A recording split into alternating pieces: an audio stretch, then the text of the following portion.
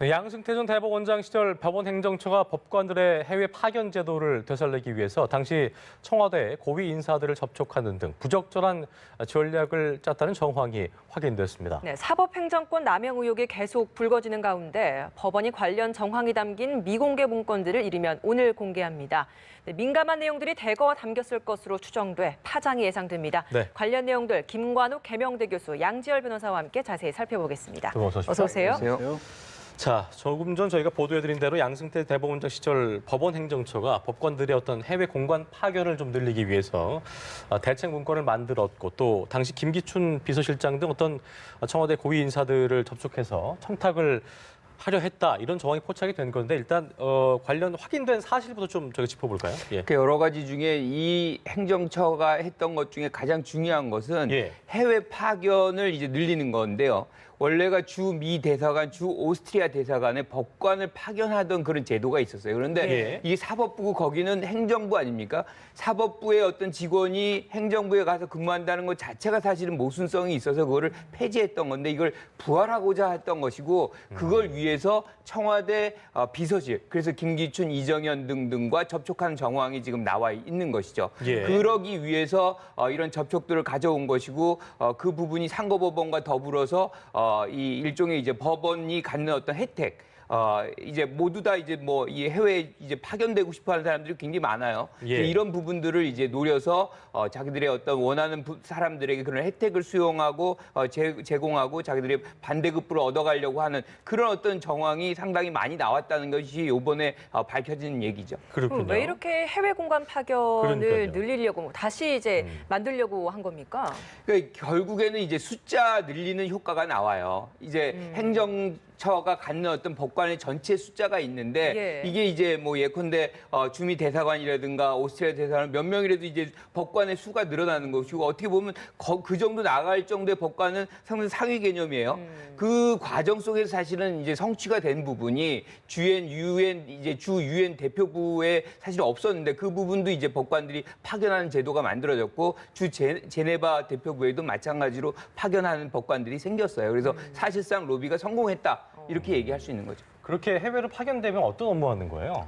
그게 참 그게 궁금하더라고요. 이해하기가 어려운 부분입니다. 그러니까 예. 이제 대법원에서 그걸 추진을 하면서 일단 해외 법조계와의 사법 교류 같은 걸 들고 있고요. IOC 같은 국제 형사재판소 이런 곳에 좀 더 진출을 용이하게 한다라는 명분을 두고 있는데 사실 현장에 있는 법관들조차도 법관 출신들 변호사분들께도 제가 여쭤봐도 예. 좀 회의적이에요. 그게 얼마만큼이나 실제로 이루어질 가능성이 있겠느냐. 미국하고 오스트리아에 나간다고 해서 예를 들어서 국제사법재판소와 연결된 부분도 있을 수가 없고 사실 검찰이나 경찰 같은 경우에는 해외에서도 필요한 일들이 있을 수가 있습니다. 주재하고 있는 우리 국민들에 의한 어떤 뭐 사법활동 같은 것들이 필요하고 뭐 범죄인도 협약 같은 것을 체결하는 실행하는 과정에서 검사의 지휘가 필요한 경우도 있을 수가 있거든요. 근데 네. 실제로 법원의 판사 같은 경우에는 법원을 떠나서 할 수 있는 일이 생각보다 없다라는 게 중론인데 과연 무엇 때문에 이거를 무리하게 추진하려고 했을까? 그 상고법원 같은 경우는 국민을 위한 한 번 더 재판을 충실하게 한다는 명분이라도 있을 수가 있는데 이 부분에는 딱히 그런 걸 찾기가 어려워요. 근데 문제는 잠깐 아까 말씀하신 것처럼 그거를 하기 위해서 이른바 사법부가 지금 제공했다고 하는 재판이 의혹받고 있는 부분이 이게 너무 좀 뭐 충격적이라고 말씀드릴 수밖에 없는, 그러니까 우리의 강제징용 피해자들의 어떤 손해배상을 늦춰가는 방법을 그것의 거래의 대상으로 삼은 게 아니냐 하는 부분에서 굉장히 큰 충격을 주고 있죠. 아직까지는 의혹 단계입니다만. 그렇군요.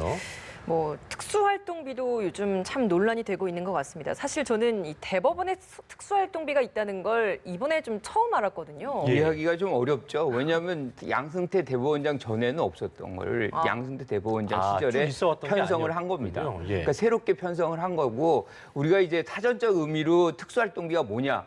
그러면 기밀을 요구하는 그런 사안에 대해서 이제 정보 획득이라든가 수사라든가 이런 것의 목적을 위해서 이제 영수증 없이 그렇죠. 쓰는 돈, 뭐 이런 것이 사전적 의미예요. 그러다 보니까 대부분이 쓰는 기관이 정해져 있습니다. 국회라든가 뭐 법무부, 검찰, 국정원, 경찰, 뭐, 예. 국정원 이게 다인데 사실은 사법부가 이 법이라는 것을 지키는 마지막 보루이고 법 조항에 근거해서 하면 될 것을 가장 중요한 게 투명성 아닙니까? 이 법이 없으면 사실은 이 힘이 지배하는 그런 세상인데 이걸 갖고서 아까 양 변호사님 말씀하셨지만 재판을 거래해서 우리의 강제징용의 그런 재판이 연기가 되고 뭐 정교조 법의 노조가 뭐 이 판결이 된다고 한다면 아직 뭐 결정이 다 된 건 아니고 확인된 건 아니지만 예. 그런 어떤 재판 거래가 있다 그러면 약자들이 어디 가서 보호를 받고 실질적인 어떤 사법부 역할이라는 것이 훼손되는 것이기 때문에 이런 부분에서는 굉장히 우리가 이번에 조사를 철저히 해서 다시는 이런 일이 없어야 되는 것이고 이 특수활동비 자체도 결국에는 뭐 이렇게 기밀이 요구되는 사항이 없었다는 겁니다. 그러면은 결국엔 상고법원이라든가 뭐 우리 아까 청와대 사람 만난다 뭐 그러면 이제 그런 자리에서 불필요하게 쓰이는 돈으로 활용됐을 가능성이 매우 높기 때문에 부적절한 사용이 가능성이 더 높다 이렇게 봐야죠. 이 보니까 참여연대가 대법원 특활비 내용 공개했는데 양 전 대법원장이 그 상고법원 설치 위해서 박 전 대통령 만나고 나서 이제 그 액수가 보니까 3배나 급증했다라고 하던데요. 지금 조금 전에 말씀해 주신 것처럼 교수님 말씀대로 기밀 유지라든가 어떤 뭐 정보 사건에 사용하지 않았다 하면은 이게 상고법원 설치 위해서 어떤 쓴 거냐?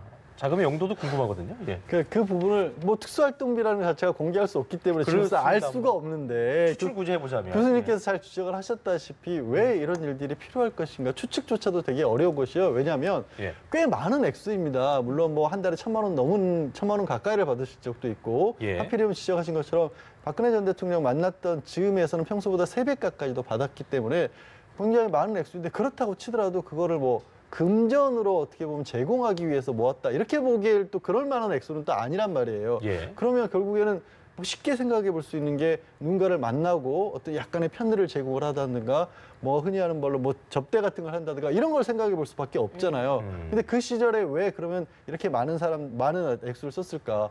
뭐 대통령에게 접대를 했을 리는 없기 때문에 주변 사람들이라든가 뭐 유력 정치인들을 만나느라고 뭐 대법원장이 이걸 썼을까?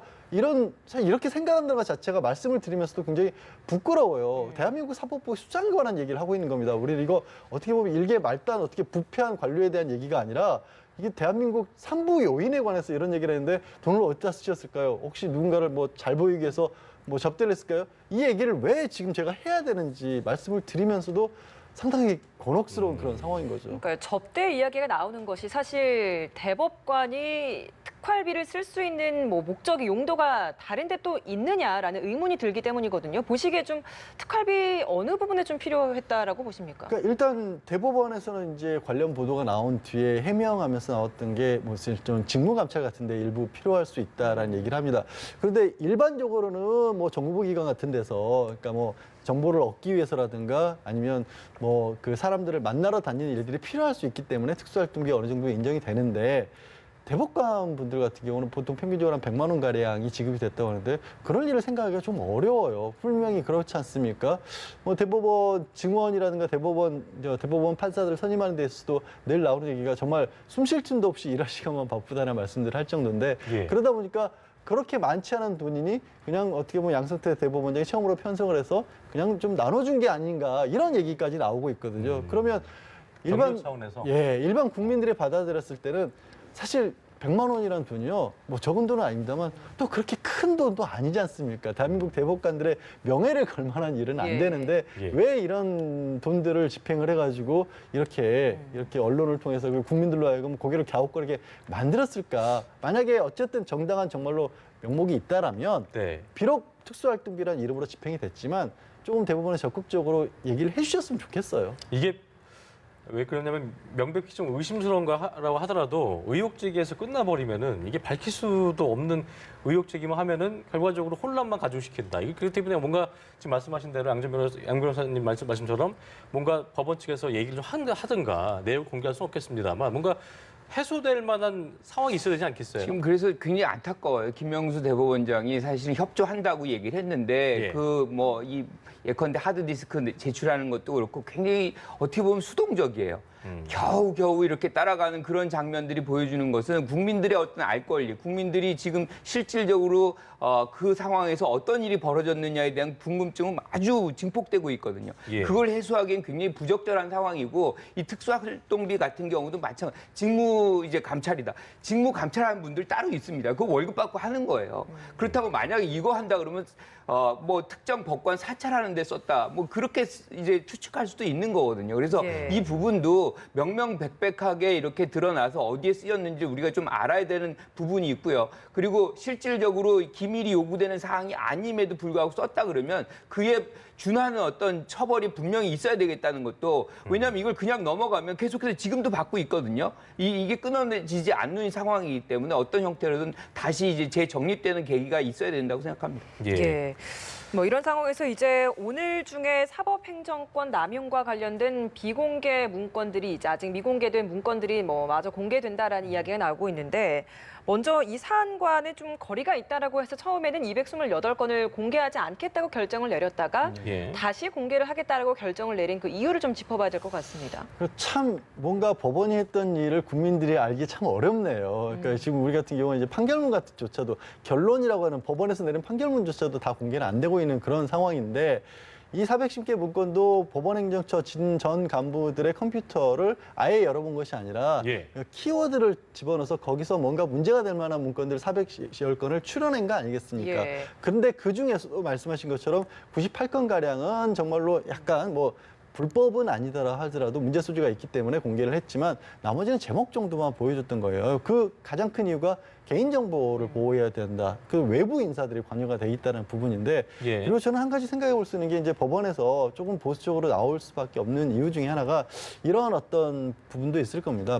여기서 나온 의혹들이나 이런 부분들이 사실 전체 법원의 어떤 입장에서 본다면 그 일부, 아주 작은 일부인데 이것 때문에라도 혹시 국민들의 법원에 가지고 있는 신뢰가 떨어진다라면 이 국가를 운영하는 데서 사법부가 가져가야 될 어떤 정통성이라든가 권위 같은 것들이 많이 훼손되고 그게 오히려 더 좋지 않은 영향을 끼칠 수 있다는 생각을 하실 수도 있을 것 같아요. 굉장히 보수적으로 나오는 걸 보면.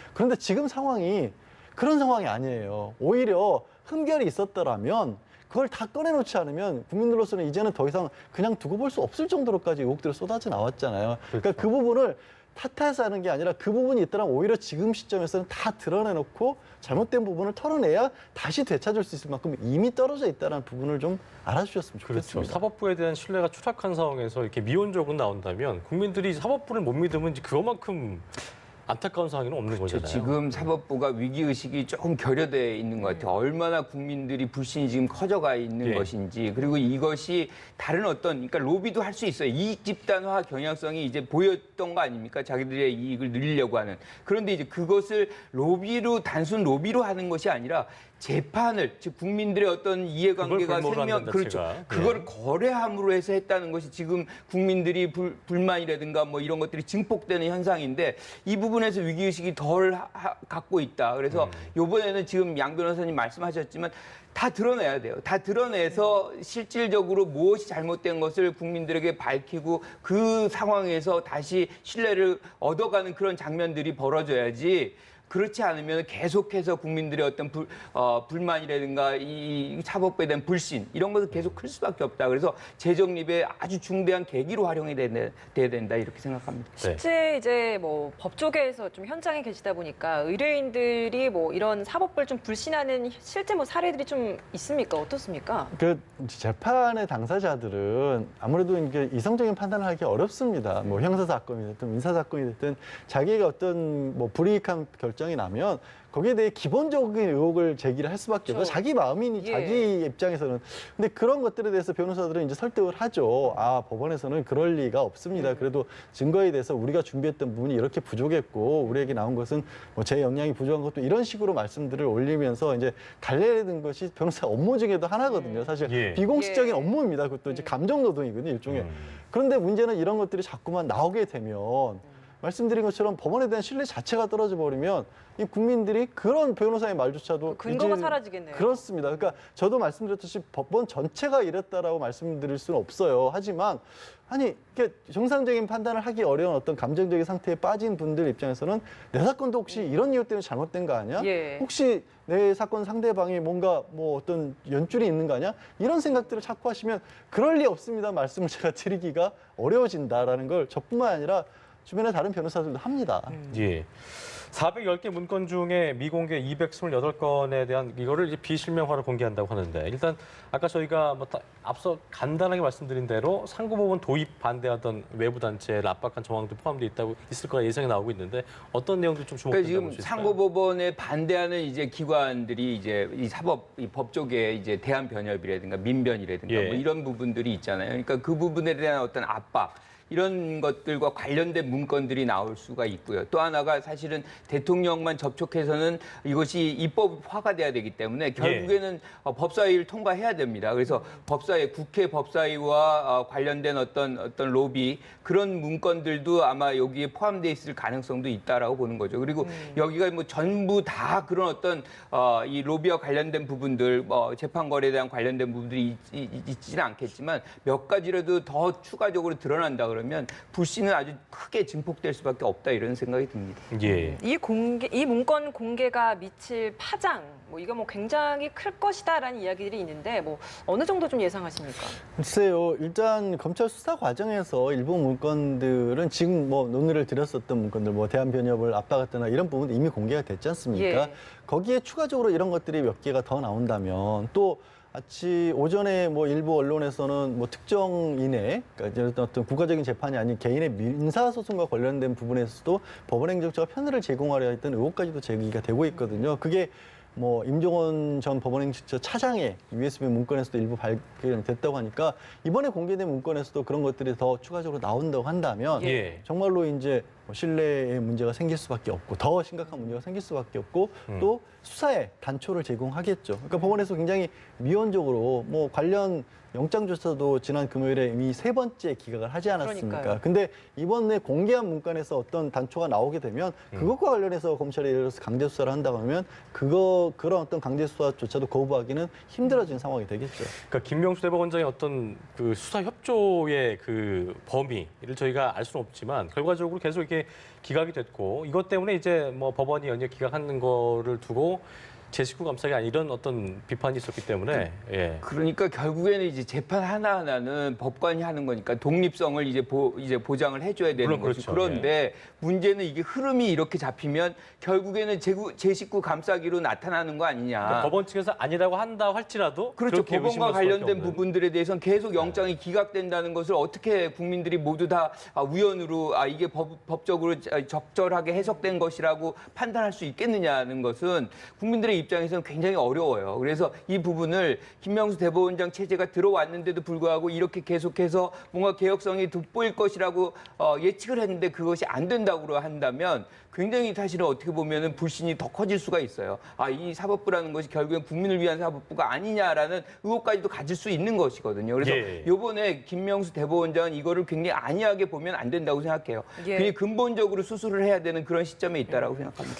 어려운 질문이지만 뭐 법조인이시기 때문에 대법원 측에서 어떻게 결자 해지를 어떤 식으로 좀 해야 될까요? 뭐 기본적인 부분은 더 이상 공개에 대해서 주저하는 모습을 보여서는 안 될 것 같고요. 예. 조심스럽지만 일각에서 거론되고 있는 뭐 특별재판부 같은 것도 저는 생각을 해볼 만하다. 별도로? 기존의 지금 법원 내 시스템에서는 법원 내부의 어떤 재판부의 법관에게 이런 무거운 문제를 맡긴다는 것도 그 법관에게는 지나친 부담이 될 수가 있고 또 말씀하신 것처럼 국민의 신뢰를 담보해내기 어렵다는 부분도 있기 때문에 뭐 외부 인사를 중용한 어떤 특별재판부의 설치라든가 아니면 현재 이제 국민참여재판이라는 형태로 일부 배심제 제도가 운영이 되고 있는데 혹시 그 특별법을 통해서 국민참여 재판 형식을 조금 도입을 한다든가 이런 식으로 해서 객관성도 담보하고 법원의 책임도 좀 덜면서 국민의 신뢰도 같이 얻을 수 있는 뭔가를 만들어내지 않으면 현재의 상태는 정말 법원의 문제가 아니라 사법부 전체의 신뢰도 하락, 뭐 변호사라고 믿을 수가 있겠습니까? 이런 상황이 돼버리면. 계속 그렇게 의심해버리면. 그렇습니다. 이렇게 예. 되면 뭐 변호사도 못 믿고 검찰도 못 믿고 그러면 국민들은 갈등을 해결할 수 있는 장치가 없어지는 장치가 겁니다. 없죠. 굉장히 국가적으로는 불안하고 혼란스러운 상황이 되는 겁니다. 네, 알겠습니다. 지금까지 김관옥 계명대 교수 그리고 양지열 변호사 두 분과 함께 자세한 얘기 나눠봤습니다. 오늘 말씀 고맙습니다. 고맙습니다. 네, 고맙습니다.